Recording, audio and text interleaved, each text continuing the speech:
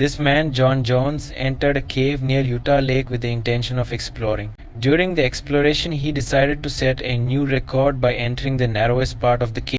But what did he know that this decision is going to be the last decision of his life? Crawling through the narrow passages of the cave known as Nutty Putty. But he lost his way and accidentally entered a part of the cave where no one had been till now. A grave in which it was difficult to move one's hand, let alone breathe. And unfortunately, June was stuck upside down in this condition. This is the story. 26-year-old John Jones, who spent the last 27 hours of his life in this cave.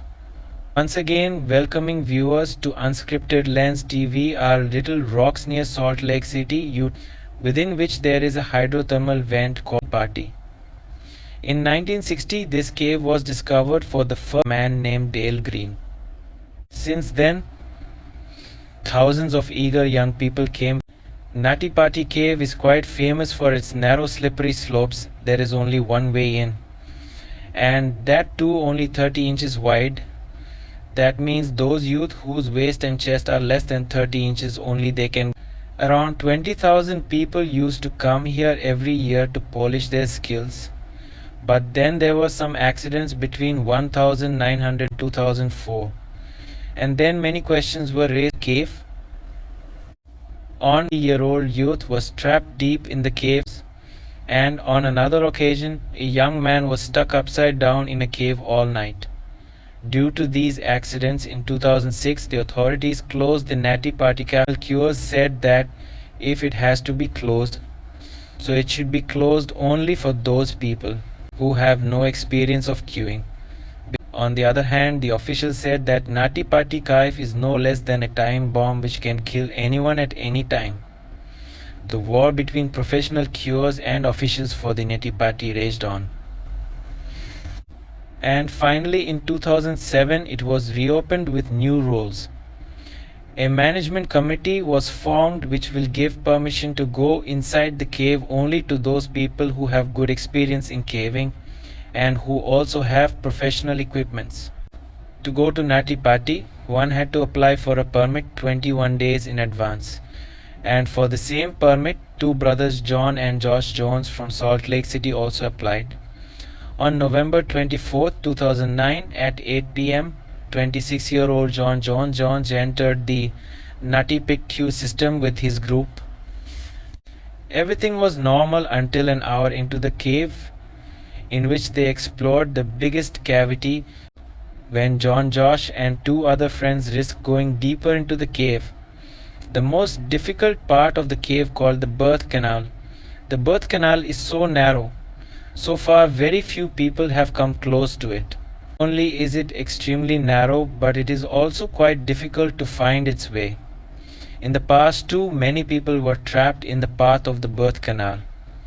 But John, his brother, and two friends were quite fit. They decided to go to Bath Canal. While the rest of the team members stayed behind, the idea of going was also originally John's. That's why he was ahead of them all. The path was so narrow that John was crawling on his stomach, thinking he was entering the path of the birth canal, while he unknowingly takes a wrong turn and goes down a path. Looking at the map of the cave, this was the path where John was supposed to go to the right birth canal. As he took a left turn, the road became narrower as he proceeded, and now he could not turn back, but he went forward, hoping that the road ahead will be a little wider and he will turn back from there.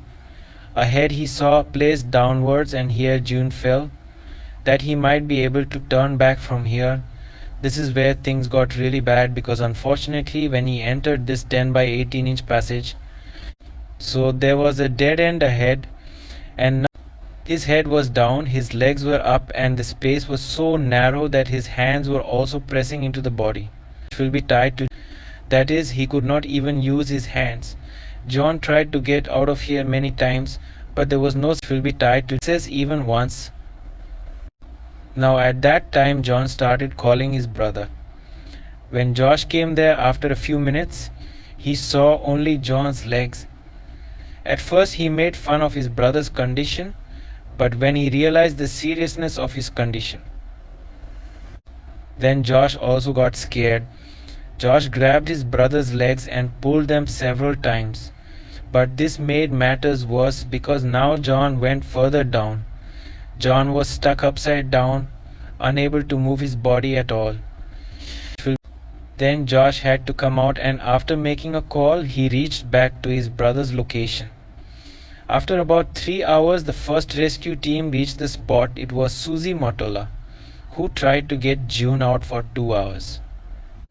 But John was more trapped than he expected. The space was so tight that Susie even cut John's jeans to make half a centimeter more space. But even that didn't work, and finally the car exhaust came back out. Outside, John's wife, his daughter, and 30 other rescue team members had arrived. They were all thinking of different ways to get John out. One of them was cutting his legs, but eventually they all agreed to use ropes and pulley systems, which John's legs and pulled. But the problem was that the various pulleys had to be drilled in the so that the ropes do not hit the stone and the entire load on the pole. The pole was fixed by drilling in the rocks of the cave. There was a risk that the rock could break and block the way. But currently there is no other option. Was not. During the drill, some rocks broke and slid. It also fell on top of June at a depth of 700 feet, where it was quite difficult to do this work.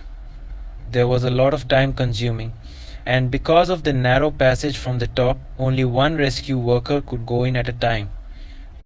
The number of rescue workers at the top had now increased to more than 100, but they were all unable to do anything, and a doctor in the rescue team, that is, after so much time, its organs will fail one by one.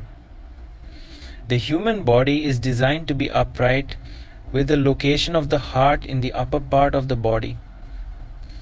The heart supplies blood to the whole body by pumping, and about 80% of the blood is supplied to the lower extremities, where supplies are easily delivered by gravity. But because now June is upside down, so his heart has to work harder to pump blood up to 80% of the body, in which heart will have to work overtime. The John could have a heart attack at any time. After knowing this, the rescue workers tried and accelerated to at least straighten John. After hours of waiting, the police were installed, and John was. But soon they got into new problems, as John's legs were in such a position, and when they pulled the legs, the feet would hit the ceiling of the cave, will be tied to cave, and with no great difficulty they pulled John out of the ring. Will be tied to quite a bit, but at the last moment a pole escaped from will be tied to the cave wall where he was before. John was now quite panicked. Then the two-way communication system was sent in so that he can relax a bit by talking. Will be tied to his wife. This method worked and John improved considerably. Finally, after 19 hours, June was ready to pull again. This work had to be done very carefully, because with each contraction John's legs were under a lot of pressure. With great difficulty, this time he was pushed up. Will be tied to a large extent, so far out that his face could now be seen by the rescue worker. Now only one last bridge was needed, and June would have been completely out of that picture. But then, with a sudden shock, Polly failed again, and John went back to the same place and got stuck where he was stuck for the last 20 hours. In a last-ditch attempt to save John Jones, the rocks around him were drilled and broken. But perhaps it was too late. John stopped moving, and he wasn't even answering anything.